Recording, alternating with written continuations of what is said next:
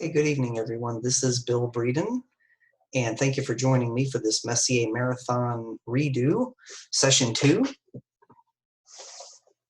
This is a redo of the Messier Marathon that I conducted using Zoom back on March 21st, 2020. That wasn't recorded, so I'm doing a redo, and because several people asked for it, so I'm doing a redo.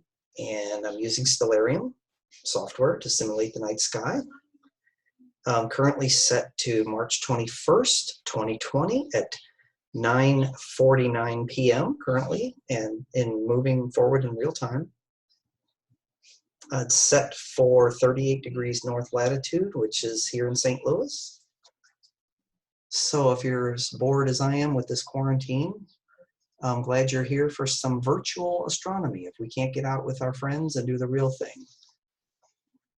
The next object we have in the Messier Marathon is the Pleiades in Taurus, M45. It's a very bright open cluster, 380 light years from Earth, so relatively close as celestial objects go. It has a magnitude of 1.6, so just look for this miniature little dipper in the western sky in early spring. So let's look at it through the finder scope. Pleiades are very bright. They serve as a really good eye test. Naked eye, go out, look for them naked eye, see how many of the stars you can see with the naked eye without your glasses. Most people can't see 7, even though they're called the 7 sisters. I think I can see 4 or 5, maybe, if I'm lucky. Maybe less. Even with my glasses, I can probably only see 6. So anyway, that is the Pleiades. I've been an amateur astronomer for 16 years. I've been doing this since 2004. I mostly enjoy visual observing rather than photography. I've taken a few pictures, but my love for the sky is what you see through your own 2 eyes and through binoculars or a telescope eyepiece. That's what I tend to enjoy doing, so I've been doing it that long. Okay, next on the Messier Marathon list is M79, and this is a globular cluster in the constellation Lepus, and you'll find Lepus more in the southwest, just underneath Orion. So let's turn our telescope in that direction, and let's look for M79. And it's very low. I believe this is it way down here. And let's look at it through the finder scope. The finder scope, a typical 8x50 finder scope will give you a field of view of about 6 degrees. Globular clusters tend to be smaller and more compact than open clusters. So when you're searching for one through your finder scope, look for a star that doesn't quite resolve.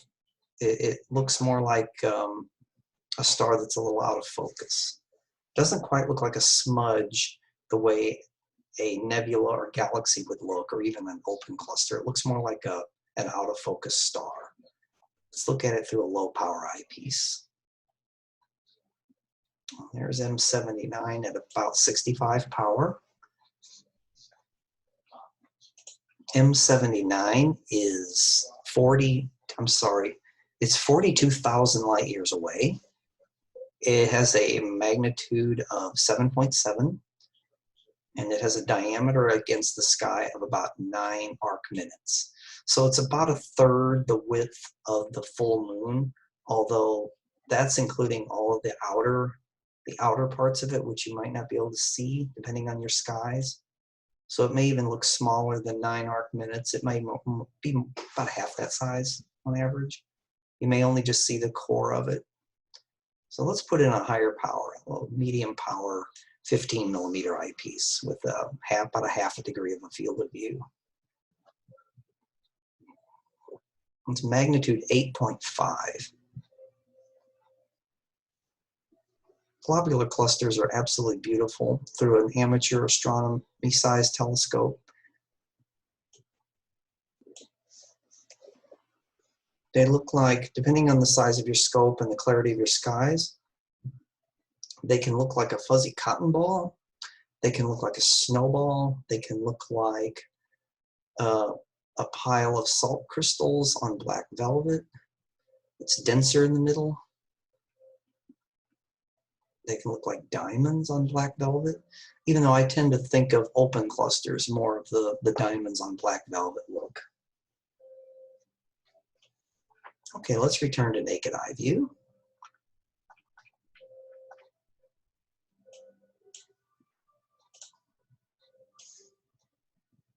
And you can see it's 5 minutes to 10 in our simulated time here. So it's not quite getting late, but it's definitely later than when we first started. Sky at Orion has moved over here a little bit, starting to set. So next in line is the Great Orion Nebula and its companions. So M42 and M43, 1,600 light years from Earth.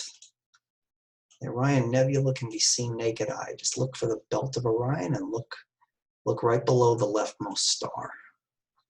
Point your Telrad at it and take a look through your finder scope for a real treat, especially from a dark location. The Orion Nebula is fantastic.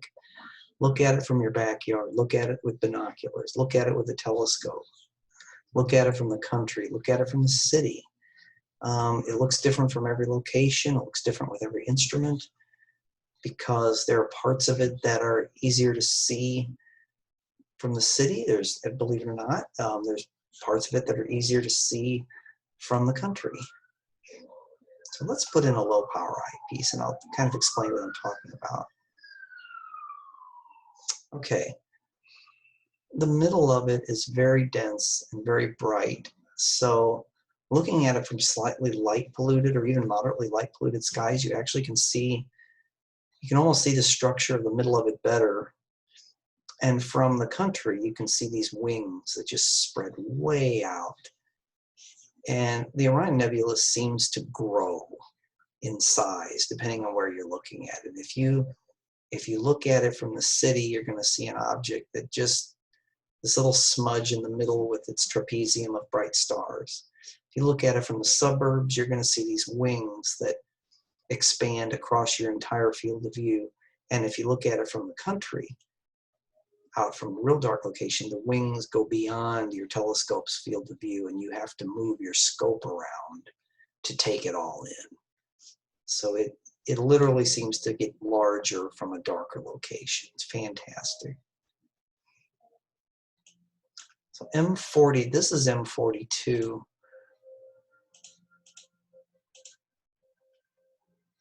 M43, I believe M43 is this little brighter part that's kind of separated from it, although I can't seem to get the software to tell me that. Let's cheat and use our go-to here. See what it considers M43 to be. Okay, it's zeroing in on this brighter part just above the wings of the nebula. So this is M43. So 42 down here, 43 up here. So a 2-for-1, it's a twofer. Okay, let's go back to naked eye view.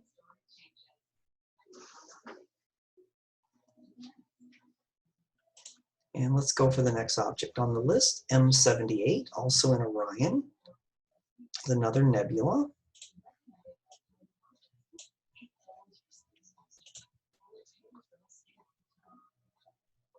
M78 is above the belt when Orion is standing upright. It's another nebula, though not nearly as bright and spectacular as the Great Orion Nebula M42 and 43.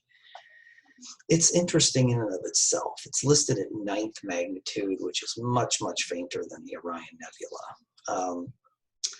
Orion Nebula is magnitude 4, whereas M79, I'm sorry, M78 is magnitude 8.3. Big difference. In fact, the software listed at 9, so according to this software, it's even fainter than the 8.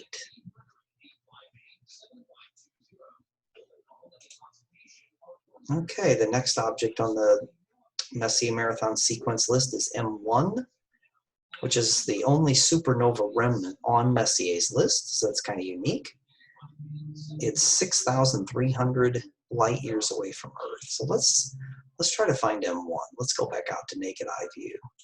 From experience, M1 is a little disappointing through a telescope, and almost through any size telescope, unless you get up to like an 18-inch obsession. So Taurus is over here, more toward the west. And we're going to have to turn on our star chart here to find M1. I believe it's up here. Right here. There you go, M1, supernova remnant, also known as the Crab Nebula. Let's look through our finder. And through our finder, you might see a smudge, you might not, depending on your skies. M1, it's almost a shame it's the first object on Messier's list, because a lot of amateurs begin with M1 because they're trying to do the objects in Messier numbering sequence, which seems logical, but it really isn't, because the Messier list is not in seasonal order by its own numbering system. So if you start with M1, you're going to be real disappointed. I would not start with M1, even though it's #1 on the list. So that's just my little, I think I may have done that when I was beginning. Oh, let's start with M1. It's the first one on the list. No, don't. It's one of the least impressive objects on Messier's list. Let's throw in a low power eyepiece. Okay, now through this software, it looks pretty impressive. It's a nice looking nebula. In experience, though, it's very faint. You really need a larger scope to appreciate this object, and especially to see any of this structure in it, any of these laced webbing sort of nebulosity. Through my 8-inch telescope, I see a very faint smudge, and sometimes not even that much. Sometimes I have trouble seeing it at all. M1 seems to be very susceptible to low transparency in the sky. It doesn't poke through any amount of light pollution or haze. And here's a view of it through a medium power eyepiece at about 130 power. Okay, let's go back out to naked eye view.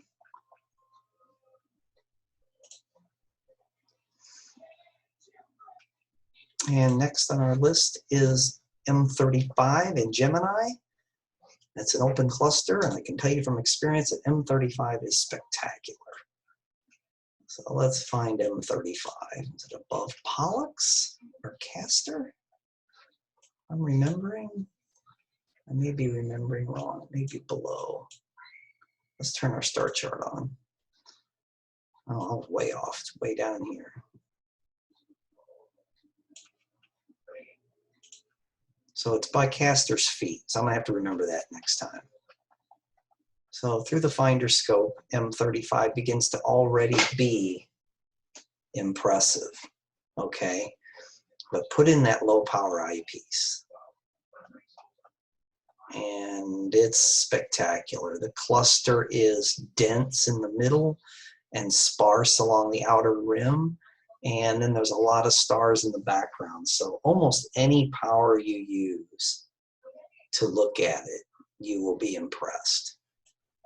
Through low power, well, actually, even through the finder, you will see all these background stars, including 5 Geminorum, which is really pretty. Through a low power eyepiece, you get treated to the cluster itself and some bright surrounding stars. And through a higher power eyepiece, you zero in on the cluster itself, and it has brighter members, it has medium members, it has fainter members, it has every brightness you can imagine. It's a beautiful cluster. This software does not do it justice. You need to get out under the night sky and look at it for real.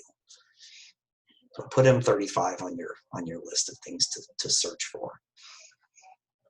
Okay, let's go back out to Naked Eye View.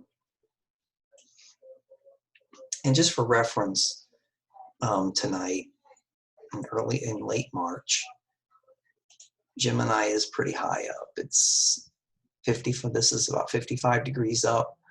Pollux and Castor are almost 70. Yeah, it's almost 70 degrees up. So this is pretty high up in the sky.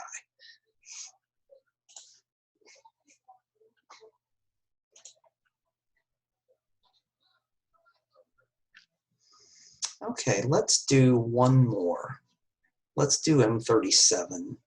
Well, let's knock out 3 of them all at once, and then we'll call it a night. We're gonna hit the three open clusters in Auriga: M37, M36, and M38. So here's Auriga over here. Give you an idea of where we are in the sky. We're due west, but we're pretty high up, so there's no danger of this setting anytime soon.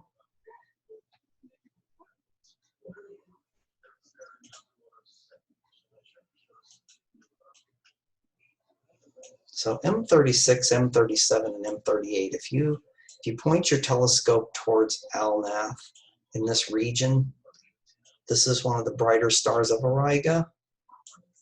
The brightest star is Capella. That's very easy to see. So you want to be more on this side over toward Alnath, and then move just above them. And these 3 clusters are right here, going right across this part of Auriga. So let's start with the one on the outer rim. Let's see, M37, we'll start with that. M37, all 3 of these are open clusters. So let's look through the finder first. And the view through the finder is actually pretty impressive, and you can kind of move back and forth across Auriga with your finder, and you can see all 3 of these clusters. And we're going to start with 37. M37 is magnitude 6.2. M36 is 6.3, and M38 is 7.4. So they're all in the same range. They're all about the same size, and they're all about the same distance from Earth. They're around 4,400 light years from Earth. So let's put a low power eyepiece on M37.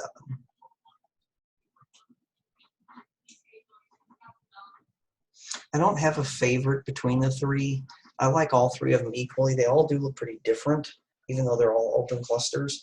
They have different densities. They have different dimensions slightly. They have different, the way the stars are distributed through the cluster are different enough so they can be appreciated individually.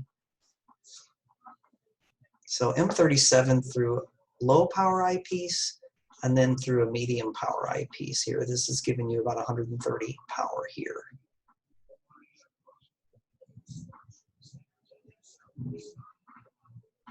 Okay, let's move our scope over to this one.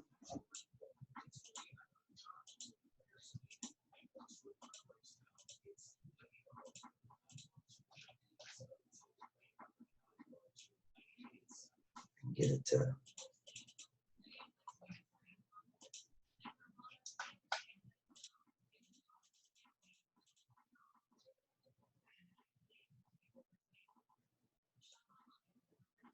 okay, here's M36.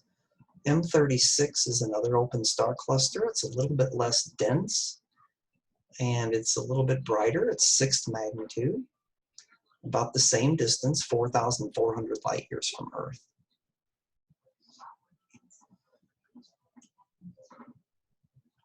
And then we have M38. M38 is known here as the starfish cluster. I don't know if I've ever called it that. It's magnitude 6.4, and again, it's about 4,400 light years from Earth.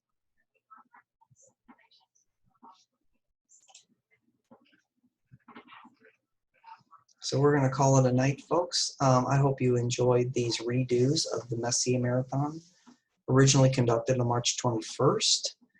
And this is a redo I'm doing by myself just to make it available to people. So you have a nice evening and enjoy looking up at the stars.